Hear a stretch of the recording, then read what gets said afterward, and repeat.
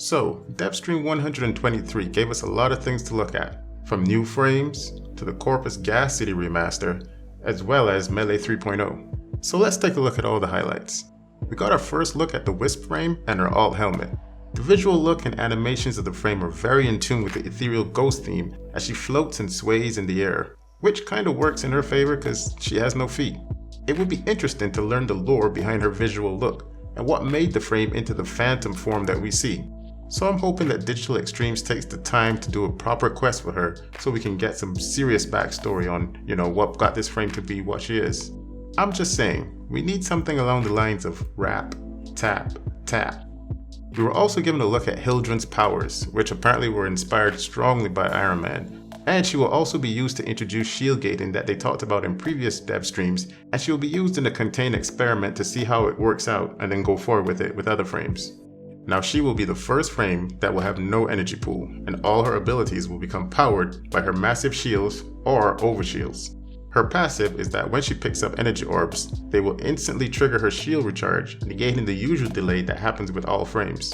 Her first ability, Balefire, is an energy launcher, and it's a one-handed charge base attack, kinda like how Iron Man shoots those beams of energy from his hands, and it will also be modded separately from the Warframe.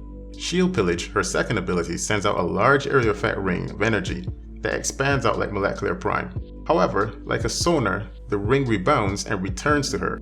Any enemies that it comes in contact with will have a percentage of their armor and shield stripped from them, and you will be able to recast it as it pulses outwards to bring it back into you immediately. Another benefit is that it will rid you and your allies of any status effects that any enemies have put on you. The third ability is Haven, a toggle shield drain ability that damages enemies while buffing the shields of nearby allies. Her ultimate is Aegis Storm. It's an AoE crowd control with damage over time. When activated, she hovers in the air and she can cast all her abilities while using it. The higher you hover in the air, the more damage the ability will do, but this will happen in a smaller and more concentrated area. And the closer you are to the ground, the reverse will happen, giving you a wider range of crowd control while dealing less damage over time. So it looks like there will be a strong emphasis on modding around and maintaining your shields with this frame. Personally, I wasn't really excited when they first showed off what the frame looked like, but in this dev stream, seeing how the powers work and how they synergize with each other, I'm definitely looking to put my previous doubts behind me and give this frame a try now. Now another thing that they discussed and showed was Meli 3.0 and how it will be rolled out in phases as opposed to being just one big update. They're aiming for the first phase to happen as early as next week on PC. Don't hold your breath or get your hopes too high, because timelines can always change. Now they showed how you can use your primary weapon and then hit the melee button to automatically switch you from using your primary weapon to using your melee weapon and its stance and continue to use those attacks. And then you can switch back to your primary weapon by just pressing the fire button, and you can just toggle back and forth, giving you a kind of a hack and slash Devil May Cry look. So the muscle memory you had doesn't change. Only difference is now you don't have to hold F to toggle between your primary and your melee attacks. So it's a nice easy flow back and forth, and it just works seamlessly, at least from what they showed on the dev stream. This honestly was probably one of the most exciting things that I saw in the dev stream because it makes the combat, which is one of the most enjoyable things in Warframe, this seamless and fluid back and forth of gunplay and hack and slash melee. Now they also said during the first phase of Meli 3.0, the current melee mods won't be affected. However, you can expect that channeling mods and Maiming Strike will be changed at some point down the line. Another thing that will tie in really well with Meli 3.0 is the new hit animations that they have for AI enemies. So they showcase how the enemies will flinch and stagger based on the direction that they're being shot from or from the directional melee attack that comes their way. And I think this will add a much more realistic feel to the melee when you're hacking and slashing through enemies and they respond exactly the way you think that they should. They also showcased Atlas's deluxe skin. It was missing a few particle effects inside the body, however they did show off his rock hard butt cheeks, or butt rocks as they call them. And the skin is also applied to his golems, but they didn't show that part because it's not finished yet. I think on the whole the skin looks pretty good. However, there's something about the face that looks a little bit odd. Maybe you can leave a comment down below and tell me what you guys think about it. There was mention that they were experimenting with individual players being able to leave survival and extraction missions without the rest of their squad. Steve was not too comfortable with the idea, but they said that they would go ahead with testing it.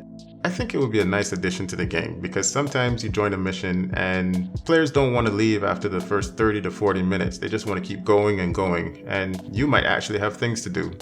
Or you might just want to start another mission. I'm for it, but I guess you guys can voice your opinions in the comments.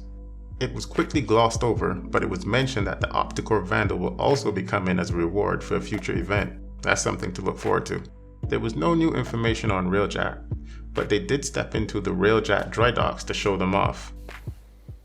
All right. What's this? All right. Okay. What's all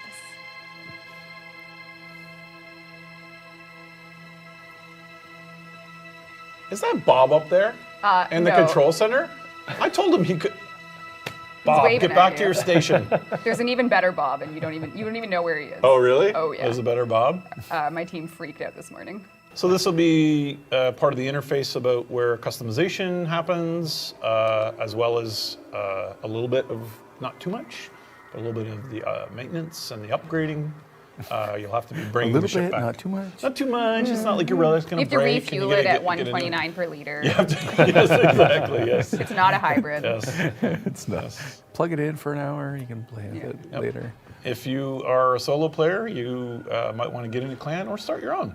Yes. Make a little ghost clan for this. Also showed off were cosmetics that you can now only earn in the game, and I'll let Rebecca tell you exactly what they're called. So in the attachments field, you're going to see a new cosmetic slot, that are called the ephemera. Ephemera. Ephemera. Do is we how I really have to make the name so hard? It's a beautiful name. Ephemeras are things that only certain players will be able to get. Now these will have to be earned in game by doing specific high-end missions like ESO, arbitrations, and sorties. They cannot be purchased in game with platinum, and will have cool effects like grassy foot trails, smoke coming from your frame like you're the Stalker or Ash, as well as blood dripping from your frame, just to name a few. I think it's a neat idea, and it gives players some kind of an end game or more challenging type of content with rewards to do. We were given a look at the Jupiter Gas City Remastered, and it looked very impressive. But it's not just visuals. It will also include new door traps and obstacles, and getting past these without triggering any of them will grant you a minor boost during missions. However, on the flip side, you're not punished for not being able to do them. There will also be new tile sets added and new enemies in the Gas City, and they will drop new aerial domination mods. Personally, gaining perks while in the air or latching onto a wall in the game doesn't appeal to me. However, there are players who live and die for the parkour elements in Warframe, so these mods will definitely be for them. So overall, the dev stream gave us a look at a lot of things that we can look forward to coming soon in the game. Now, as Tater would always say, hit that like button if you liked the video, and don't if you didn't. Subscribe for more Warframe content, and as always, thanks very much for watching. I really feel as though I should have done that with a fake Irish accent and go diddly diddly dee. Actually, I wonder if I can. Whoa. Here we go. I believe I can fly. There. Yes! He's clapping again. Yes! That is amazing. All right, let's do that again. Okay, that is sick. That is how you do. All right, butchers. Well, I mean, accuracy wasn't great. Okay. But that was really good. Oh.